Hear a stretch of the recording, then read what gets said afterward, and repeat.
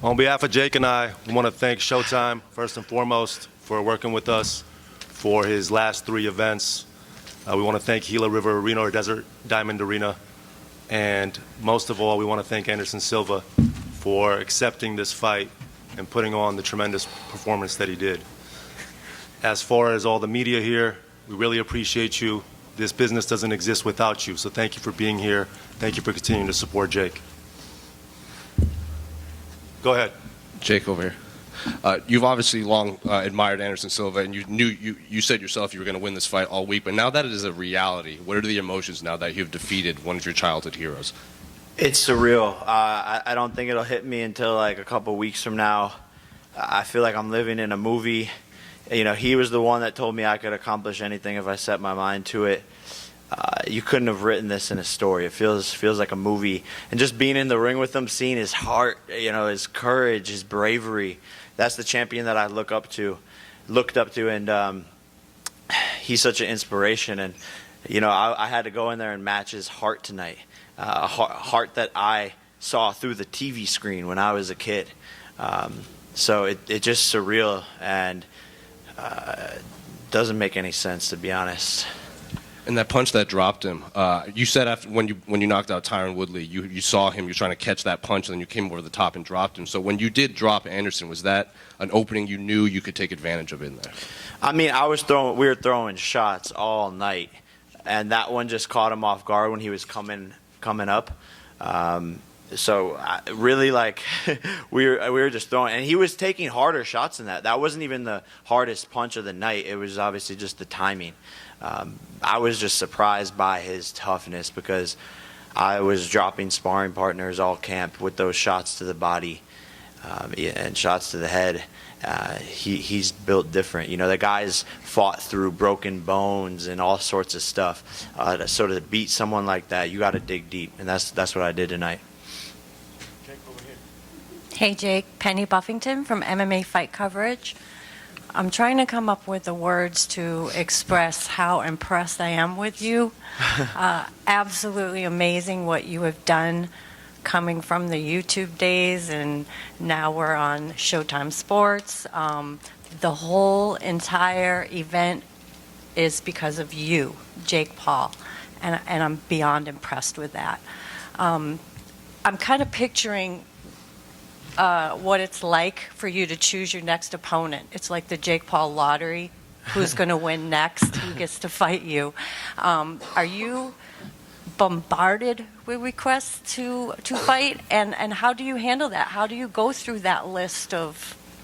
Yeah, look, I think this fight did 2 things. It'll make a much higher level people want to fight me, and it'll make the ones who are already scared, you know, like we saw earlier this year, they're not going to want to fight me. So we'll see. That, you know, I'm sure there's a lot of names. I haven't even gone on Twitter yet to look at everything and all the call-outs, but I'm sure there's going to be a lot. And it's back to the drawing board, and we'll see who it is. But you know, Nate Diaz was here acting like a bitch. Everyone wants that fight. He tried to fight people in the hallway. You know, Nate, stop fighting people for free. Let's do it in the ring, okay? I know you're a little slow, buddy, but it's okay. We can make that fight happen. And you too, Canelo. You're getting old. You looked weird against Triple G.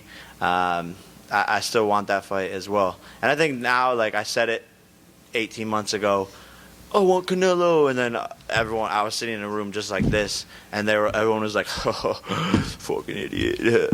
And then now, 18 months later, here we are. And when I say that, maybe people are taking it a little bit more seriously now, and I still mean it, and I still want that fight. Are you the one that strictly makes those decisions? Are you the one that's actually powering through those requests and choosing? Do you actually have someone in your mind that you kind of want and you go for, or do you go through those requests? And all of the above, and it just, you know, who makes sense at the right time and who actually wants to do it and who will actually show up and be a professional and make weight. But it is who I want, you know. Even people on my team, my coaches and stuff were like, well, are you sure you want Anderson? Are you sure? And I was like, yes, I can do this. Okay, well, I know that Joe Riggs has been calling you out. Is he someone that you've considered? I don't know who the fuck that is. I was afraid you were going to say that, which I find kind of funny because anyone who knows Anderson Silva definitely knows who Joe Riggs is, and he's local. So, I mean, I just think that would be a perfect matchup for you, and I hope it's something that you'll consider. Thank you. Jacob, right over here. Jake, right over here.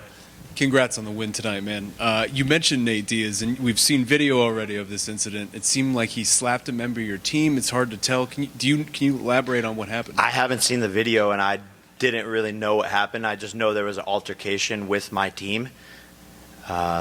Jake wasn't even aware of the Yeah. altercation before the fight. Yeah, I was focused on what was going on, but I was made aware of it afterwards, and it's typical of him. That's what he likes to do. He's a street gangster. He likes to act tough, and he's really not. Like, why are you trying to beat someone up in a hallway, bro?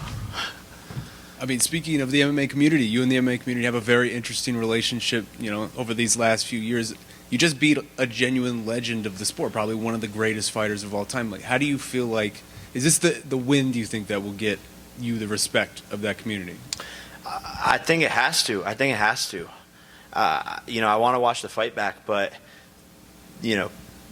people were just saying it was a really good fight, a brawl, a war, awesome back and forth. And so I think people will respect my game. I showed different parts of my arsenal, defense, all of that, fighting on the inside with a legend who's really good at fighting on the inside.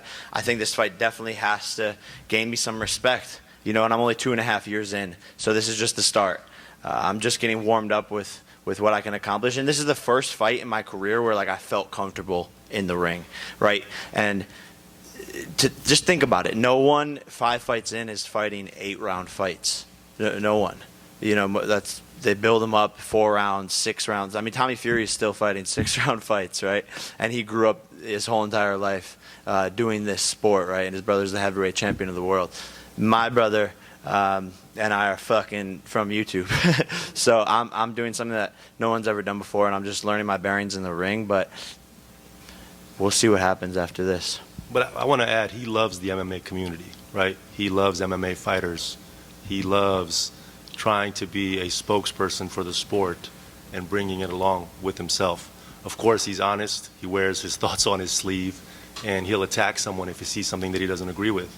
But make no mistake, Jake Paul is a huge fan of MMA. I was a fan of MMA before boxing. Yeah, and so, and guys like Anderson Silva. So, oh, wow. I'm sorry. I just took a shower. Sorry, buddy. My God. Good job. Thank you, man.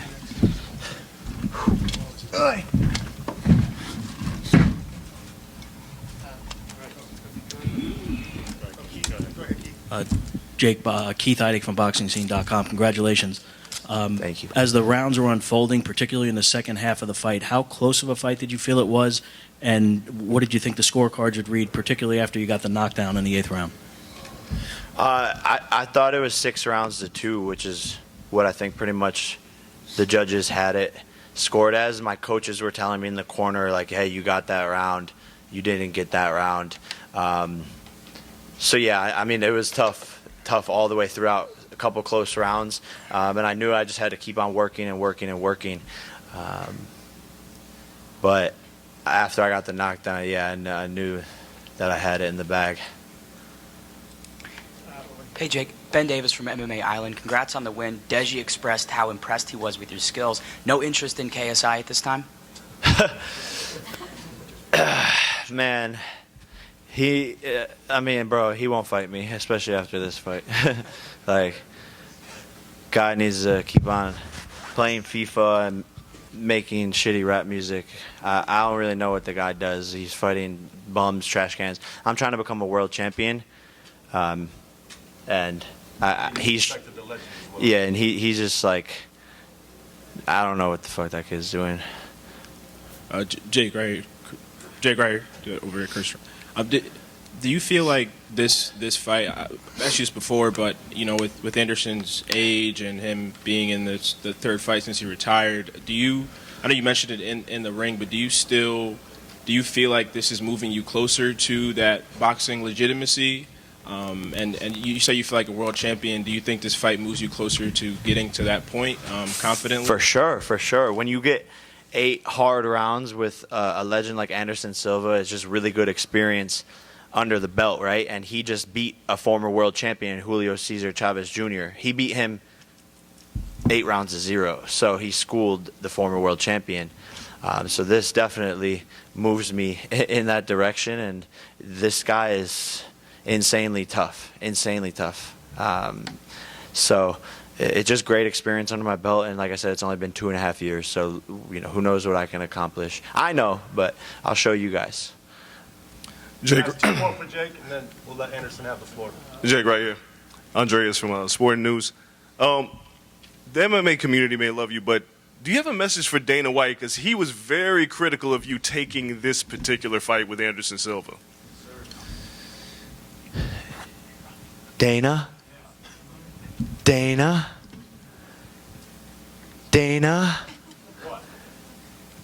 Bro, you said I wouldn't do this, and I did it, and with flying colors. But he's in hiding. He's trying to do everything he can to stop my run, to sabotage my fights. He hates me. He hates me. He hates what I'm doing. He hates I'm exposing his business. And now, we're going to band together and create a United Fighters Association to help UFC fighters, all MMA fighters, and boxers to get more fighter pay, long-term health care. And that's a big, big undertaking that I've been wanting to do for the whole entire time of my career since I met Nikisa. I said it to him on the first day. I want to make a fighters union. So, man, Dana White can suck this dick. Jake, Michelle Joy Phelps with Behind the Gloves, right back here, sorry. When you first started, obviously you started fighting other YouTubers. They still seem to be looming, as in like wanting to still call you out. There have been various names that have been mentioned, even from yourself. But as you're trying to edge towards, like you said, being a world champion, is that sort of becoming further and further away from you in making those type of fights as opposed to continuing to fight other combat fighters?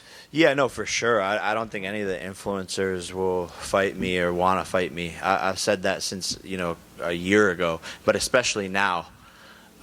And, if someone makes sense, like a big name in the space, then maybe we can do something. But I want to fight big names. I want to fight boxers. I want to fight anyone who's going to give me a challenge where fans will be like, I don't know who's going to win this fight. Those are the fights I like to make, and that was exactly what we did here. I think the fight could have gone either way. There was ways where he could win, and there's ways where I could win. Hey Jake, right over here. Yep. I just have to ask, because your brother was here, Logan.